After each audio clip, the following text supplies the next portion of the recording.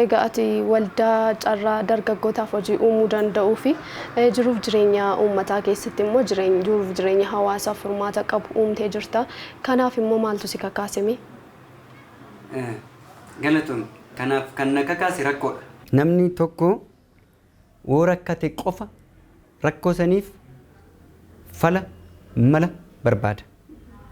Namni mala hin qabne fala hin qabu. Namni fala hin qabne mana hin qabu. Namni mana hin qabne immoo malas hin qabu. Kanaaf namni keenya ani kana wal qabachiisee mana nan qaba. Rakkoo ikonomiidhaan qaba. Rakkoo dinagdee horadheetis qabaadheetis hin beeku. Sababni isaa oonan aladhu fayyaa ta'een aladhe humnan qaba. Qaama guutuudha. Hojjedhee argachuun qaba.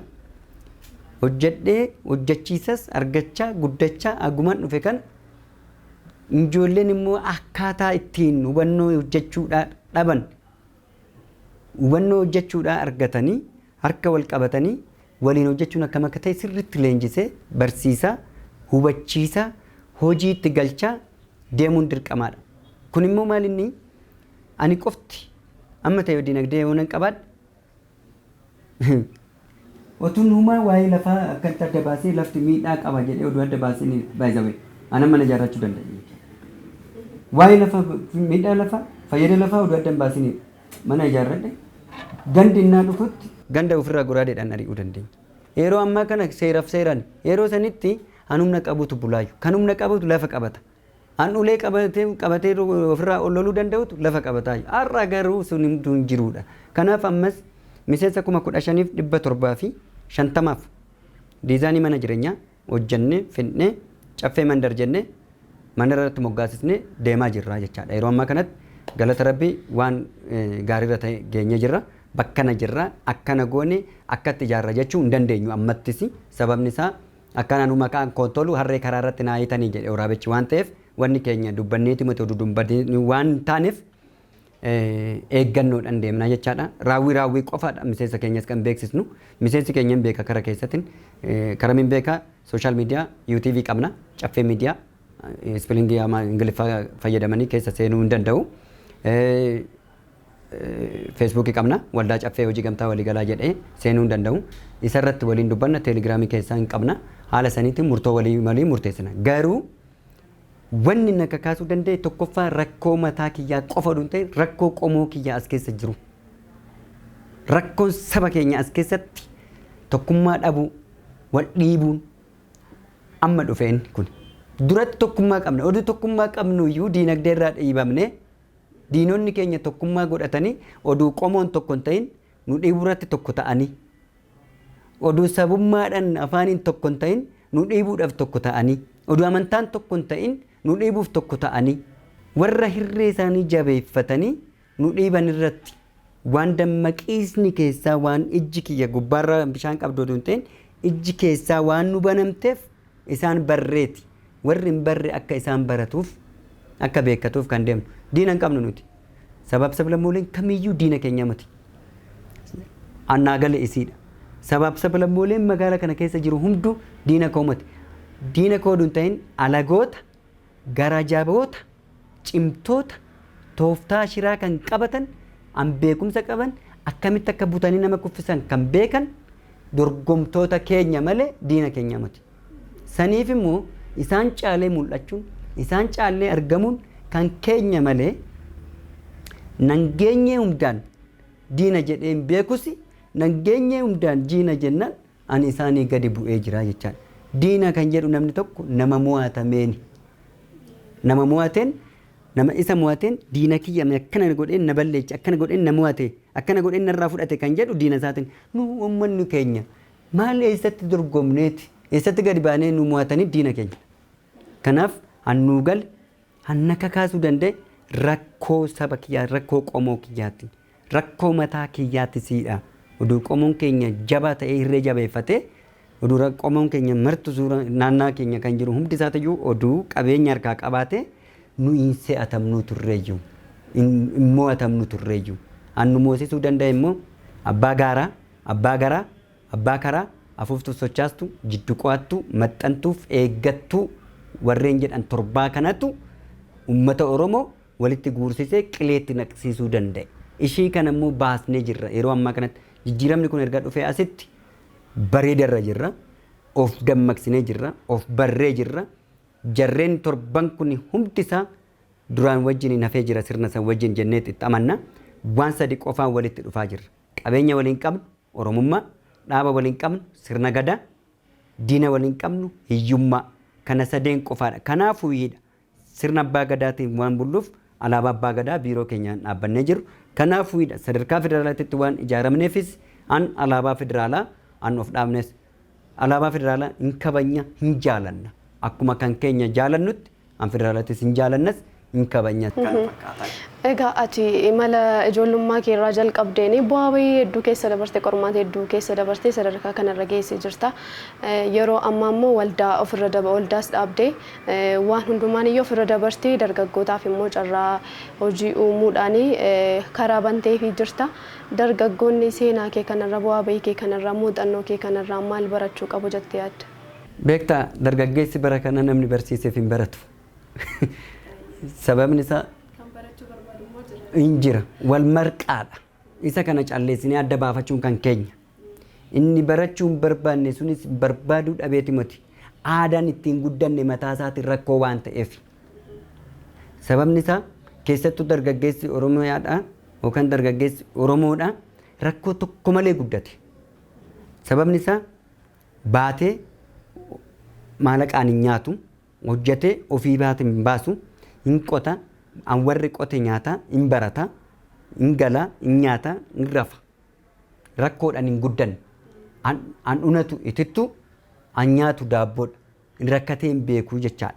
Rakkoo isaa guddina keessa fide erga of baree booda immoo dhalatee waggaa 8 irraa qabee barumsa aadaa maalii barachaa dhufe hojjette barumsa aadaa sirna siyaasaa barate.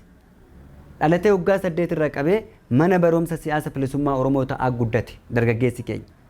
Gaafa ofii isaatii baratee digirii qabatutti mataa isaatiin iyyuu yuunivarsiitii siyaasa bilisummaa Oromooti dargaggeessi keenya. Siyaasni isaa mataa isaatii oli diinagdeen isaa kophee isaa jala hidhii kophee isaa jala jirti jechaadha. Jidduu keessatti gaafataadha malee deebii laatas hin ta'u. Kanaaf dargaggeessi keenya yeroo ammaa kanatti miseensi 1155 siin jedhu kun waltajjii 182 dhuume leenjisee keessaa baasnee jirra. Ammas immoo mootummaan utuu nu gargaare Horn Africa Business College kan jedhamu Amboo irratti bannee waggaa tokkoffaa keenya barsiisnee fidnee jirra. Amma mana barumsaa amma Horn Africa magaalaa Finfinnee keessattis babal'inaan itti deemaa jirraan. Horn Africa College kana keessatti tokkoffaa cooperative international cooperative amount cooperative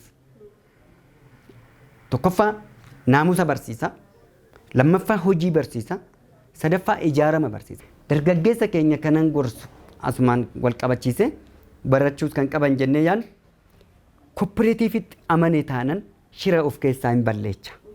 Cooperative yaa dubbisanii keessattuu labsii ekeleen baase labsii yaadig baase labsii bilisignaan baase labsii maaliin baase jedhanii nutti hadheessaa diinni keenya nutti hadheessaa nuyi akka seerota adda addaan dubbisnu nu gochuudhaan ofiif garuu itti fayyadamuudhaan guyyaa dhiisanii halkan dubbisaa buluudhaan guyyaa immoo hojiirra oolchuudhaan nutti kan jaanjessaa turan. Kanaafuu san jalaa dammaqnee 985 muraa 2009 labsii bahe labsii kooperatiiviidha akka dubbisaniif sirriitti dubbisu ijaaramni uummata Oromoodha. Labsii kanarratti oduu ta'e tokkoffaa jaarmiyaaleen siyaasaa akka fedhanitti dargaggeessa Oromoo fedhan kiiloodhaan fedhan qunnaadhaan fedhan kuntaalaan safaratanii qoqqoodatanii dargaggeessa Oromoodha eenyumtuyyuu ittiin gulufuu hin danda'u. Of danda'ee deemuu qaba. Lammaffaa eenyumtuyyuu kooperatiivii maatii irraa erga calqabee kooperatiiviin ol jedhee naannoo ollaa keetii irratti calqaba ol deema aana irratti deema ganda irratti deema oduma jettu biyya ijaartan. Kanaaf Saamu'eel Maart kan keenya filosoofiin kan koo Saamu'eel Maart faanaadha kan jeemu Saamu'eel Maart waggaa 155tti nama lubbuu isaatiin biyya kanarraa boqateedha. Kooperatiivii calqabaaf namni addunyaa kanarratti Ameerikaan keessatti kan Ameerikaanii ammaa tana oduu ta'in Ameerikaanii duratti ishii laatinis kan jedhamtu fari'oon faa bara turan keessatti namni hundeesse keessa saam. Saam sun uummata bittinnaa uummata dhiibamee magaala keessaa ba'e. Fakkeenyaaf magaala Finfinnee keessaa uummanni Oromoo ba'ee jira moo jiru? Ba'ee jira. Diinagdeedhaan baayoloojikaal siisteemaan baasan. Diinagdeedhaan tooftaadhaan irratti hojjetanii baasan duuba jira. Akkamitti deebisee Laatiniistii Waashintaan DC yeroo ammaa kanatti Ameerikaanii keessatti kan jiran Waayitaa keessattis kan jiran gosoota isaa sanidha. Dacha'anii kan itti galanidha. Kanaaf kooperaatiiviidhaan ijaaramuun waan si harkaa bade san si harkatti deebisa. Dargaggeessi asaanaaf achaanaan qabu. Dargaggeessi hunduu dargaggeessa. Iba'aanis dargaggeessuma. Iba'ummaatti kan isa galchuu danda'e haala. Haalli mijatuu fi waan diddeefi. Haala ittiin guddinaatis isa miidhuu danda'a ta'a. Iba'ummaan iyyuu cal jedheen dhufu. Iba'ummaan mataa isaatiin feesbuuk irraan dhufa. Fakkeenyaaf feesbuukii kara fasbuukitti jijjiiruutu rakkoo tokko ta'a. Feesbuukii fasbuukitti jechuun maalinni ganama calqabee saantiba kaardii keessaan qabu birrii 10 liqeeffatee kaardii guuttata. Garaadhaa garuu uumaan qabu. Feesbuukii barreessuu hin danda'a qubni isaa. Sammuun isaa barataadha. Qubni isaa barreessuu hin danda'a. Hojjechuu hin danda'a. Dargaggeessi akkasii sun sammuu isaa ittiin taa'ee bunaa xaxxuurra yookaan bakkee bunaa dhugan sanirra taa'aa oolee takka puulirra takka karambullaarra amma oolu. Gargala immoo eegee saanjaa qabatee walii gad deemee amma nama saamu. Inni suni aada malee. Aadaa Oromootis miti. Sirna keenyas miti. Kuni abaaramaadha. Waan abaaramaadha. Hojii abaaramaadha waan ta'eef dhufuu qaba. Walitti dhufuu qaba. Tokko lammaffaa akkuma isin jedhe sooshaal miidiyaa keenya keessa seenee kara keessatti nu dubbisanii dhufuus hin danda'u. Gorsa hin kenninaafi qofas miti. Haala akkamitti akka hojjechuu qaban daandii itti agarsiisnan.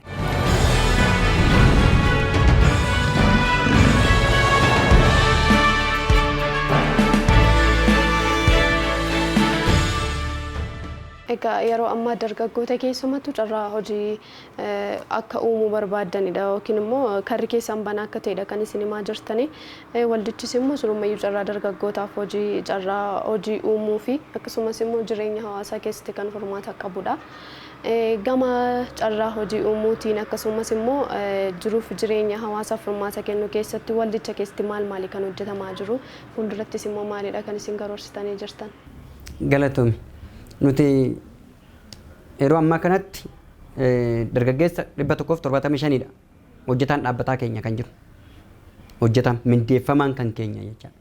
Nama 175tu mindeeffamaa jira. Yeroodhaan kibba lixa shawaa magaalaa Leemman keessattis manni kuusaatis gabaanis wanni adda addaan jira. Akkasumas immoo mana aadaa jiddugala mana nyaataa aadaadhaa warra banan magaalaa Boolee keessattis amma ijoollee keenya miseensota keenya kan ta'an hojiitti galchaa saappoorti gochaa deeggaraa jirraa jechaadha. Ammas taanan suuqii adda addaatis haa ta'u kuduraaf muduras dhiyeessuu haa ta'u midhaan dhiyeessuuf haa ta'u waan barbaachisu waan isaan barbaachisu namni hojjechuudhaaf yaada qabu qindaa'ee walitti qindaa'ee miseensi keenya kan ta'an hundi isaatiiyyuus kan miseensa hin taanes hundi isaa akkamitti hojjenna kan jedhu kan yaada qabu dhufee too hojjechuu hin danda'a. Hojjechuu jechaan hojii qabachiisuu jechaan qacaruu qofaa miti baay'isawee. Hojjechuu qofa hin ta'in isuma harkaayyuu jira carraan inni hojiitti ittiin galu. Carraa as keessatti baateet garuu ijaan hin argu cal jedhee taa'ee jira. Garuu carraa babal'aa harkaa qaba. Amma kan karoorri keenya yeroo dhiyoodha jennee kan qabannee jirru tokkoffaa amma ramaddii mandara yookaan ganda caffee jedhamee moggaafamu kana irratti isa hojiirra oolchisiisuudha raawwirra hojjechiisuudha kan fiignu. Inni karoorri gabaabaan dhiyoodha kan jennu garuu karoorri guddaan kan jennu beektaa biyyattii Oromiyaadhaa tan albuuda adda addaatu jira. Oomisha simintoo jira. Garuu kan nyaatu keenya miti. Waarshaan oomishus keenya miti. Annachi keessaa ejenti ta'ee baasee too rabsus keenya miti. Eebaa isa malkaa jira. Warra nyaatu afaan qabannee too taajjabaa laallaa jira nuti. Amma garuu carraan waldaaliidhaaf laatame kanaan nus itti makamuudhaaf faajja'aa jirra. Galmi keenya amma daangatti dorgomu diinagdeedhaan Itoophiyaa jedhamtu tana bulchuu. Biyyattii Itoophiyaa jedhamtu diinagdee nuti bulchaa. Nuti bulcha. Sababni bulchinuuf mootummaadhaan himatu. Mootummaan Piraayim Ministeriidhaan hin bulcha. Pirezidaantii biyya Itoophiyaadhaa diinagdee kan bulchu dhaabbachuu qaba jennee kan itti amannu keessa adoolojii keenya tokkoffaadha.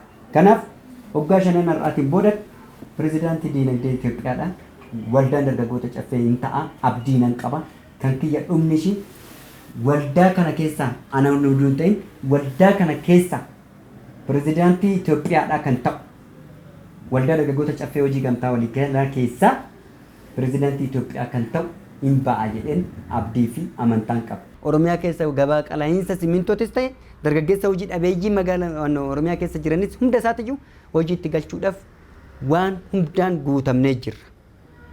Waan hundaanuu guutuudha nuti. Garuu carraan tokko kaasaa tokko dabarsaa deemamtu tun haftee karaa mootummaatiin deeggarsi nuu ta'e taanaan hundaa qixa laale taanaan seera qabeessummaa keenya laale taanaan baank siisteema keenya laalee murteesse taanaan walqixxummaa murteesse taanaan rakkoo hojii dhabummaa dargaggeewwan keenya nu harkatti oduu kufee'u mataa ol qixxeessinee biyaans dargaggeessa 100,000 oliif carraa hojiidhaa waggaa tokko keessatti hin dhumna jennee yaadna nuti. Garuu albuuda qofaa miti. Iddoon daawwannaa adda addaa hin jira. Suufii mara oduu fudhatte hin jira Baalee Gobbaa. Gaara Suubbadhaa oduu laalte baay'ee wanni daawwatamu baay'eetu jira. Bosonni gaara Suubbadhaa haroo Wancii oduu laalte hin jira. Asiin kaaba Shawaatirraan oduu laalte sirriitti warshaa numti koloneel Alamuu Qixxeessaa fa'aa keessa turan baay'eetu jira. Dhagaarraa kan jedhamu hin jira.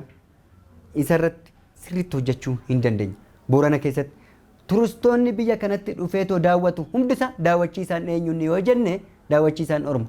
An daawwatu imbaasirraa dhufa. An daawwatu biyya alaatirraa dhufa. Dooraalaa harachaa kan oolu Orma alagaa dorgomaa keenyaadha. An daawwatamee dooraalli itti kaffalamu qabeenya keenyaadha. Kanaaf qabeenya kan keenya.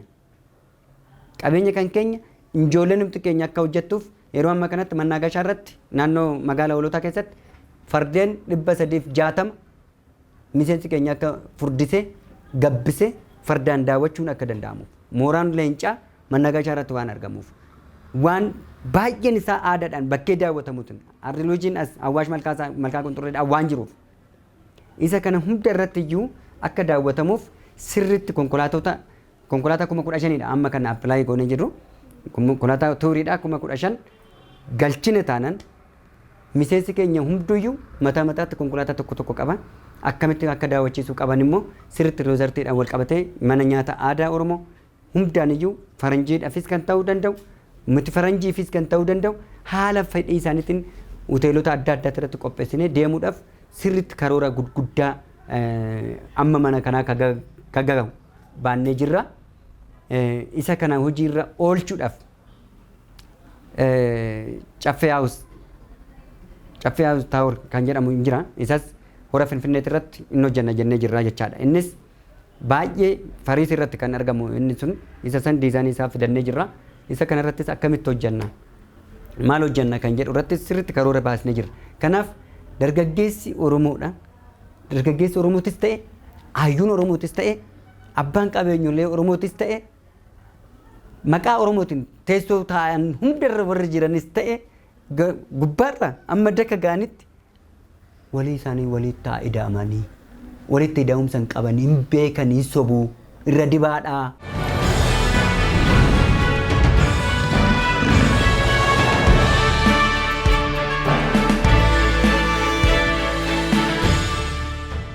Yeroo kennuu kennite yeroo hin qabdu hojiitti dabarsite yeroo baay'ee yeroo kee keessa immoo yeroo nuuf kennite waan waliin dabarsiteef keessummaa keenya waan taateef maqaa daawwattootaa fi maqaa televizyiinii waan taatiin ulfaadhu siiniin jedha galatoome. Galatooma ulfaadhaa nus ergaan kanaan wal qabatee dabarsine hundi isaatiiyyuu gurra keessa akka nu bulfatan abdii qabna. Egaa kabajamtoota daawwattoota keenya qophiin keenya har'a waa'ee eenyu haasofnu jedhu egaa turtii hundeessaa waldaa caffee hojii gamtaa fi yeroo ammaa immoo pirezidaantii waldichaa kan ta'an sanyii Indashuu wajjin turtii taasisnee kanumaan goolamnee jirra. Qopheessee kan isiniif dhiyeessee Anaasteer Geetahuun ture. Qophii keenya har'aadhaan waan baay'ee akka irraa barattan abdiin qaba. Waan nu daawwattaniif galatooma. Horaa bulaa.